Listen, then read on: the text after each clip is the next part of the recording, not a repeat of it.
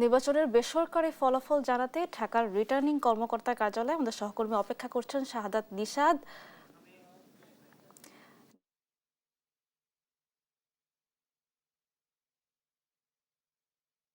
নিশাদ, ফলাফল সম্পর্কে সবশেষ তথ্য জানাবেন আমাদের। জি, ধন্যবাদ আপনাকে। আপনি জানেন যে ঢাকা রিটার্নিং কর্মকর্তার যে কার্যালয় সেখানে থেকে আর তিনটি যে আসন সেই আসনের ফলাফল বাকি ছিল, বিশেষ করে 10, 12 এবং 16 এই তিনটি আসনের ফলাফল ঘোষণার বাকি ছিল।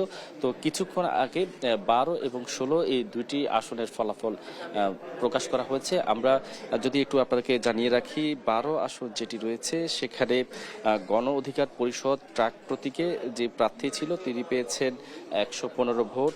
বাংলাদেশ কমিউনিস্ট পার্টি যিনি প্রার্থী ছিলেন আব্দুল কাদির, তিনি পেয়েছেন 453 ভোট এবং বাংলাদেশ গণসংহতি আন্দোলন মাথার প্রতীকে পেয়েছে 1511 ভোট।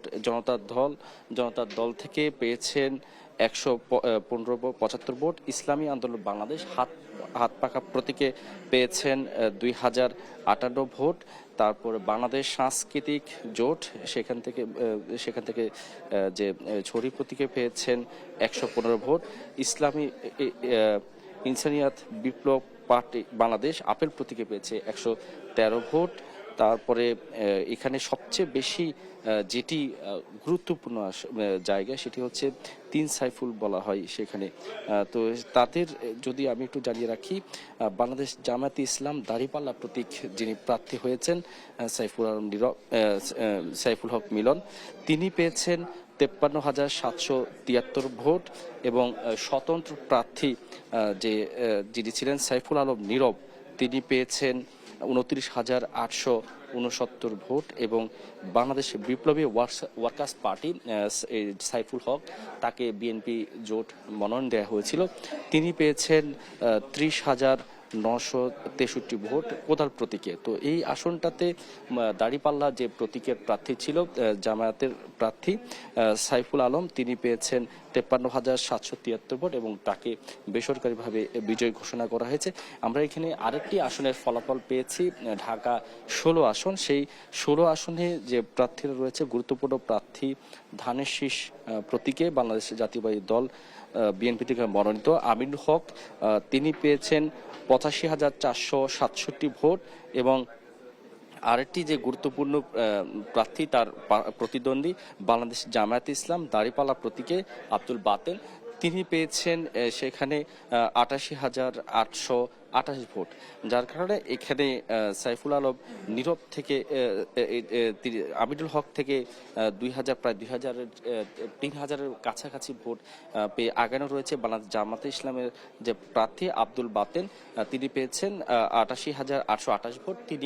তাকে বেসরকারিভাবে বিজয়ী ঘোষণা করেছে। এবং আরেকটি আসন যেটি রয়েছে ঢাকা 10 আসন, সেটিও কিছুক্ষণের মধ্যে আমাদের কাছে এসে পৌঁছাবে এবং রিটার্নিং কর্মকর্তা কিছুক্ষণ আগেই কথা বলেছেন এবং তিনি যে বিষয়টি জানিয়েছেন এখানে আর মাত্র আধা ঘন্টার পরেই মূলত সেটি ঘোষণা করা হবে এবং সেটি ঘোষণার পর কিন্তু এই ঢাকার রিটার্নিং কর্মকর্তার কার্যালয় থেকে যে 13টি আসনের ফলাফল, সেই ফলাফলগুলো সম্পন্ন হবে এবং তারপরেই মূলত ইতিমধ্যে আপনি জানেন যে সারা দেশের ফলাফল ঘোষণা হচ্ছে এবং যেখানে এখন পর্যন্ত 286টি কেন্দ্রের ফলাফল ইতিমধ্যে এসে পৌঁছেছে এবং 3টি আসনের আপনারা জানেন যে নির্বাচন স্থগিত করা হচ্ছে, চট্টগ্রাম 2 এবং 4 এবং একই সাথে শেরপুর 4 আসনের যে নির্বাচন সেটি স্থগিত রাখা হয়েছে এবং আরও একটি আসন এর আগে স্থগিত ছিল 299টি সহ এখন যেটা 3টি আর 4টি, মোট 4টি আসনের নির্বাচন পরবর্তীতে অনুষ্ঠিত হবে এবং এই 4টি বাদে যে 296টি আসন, সেই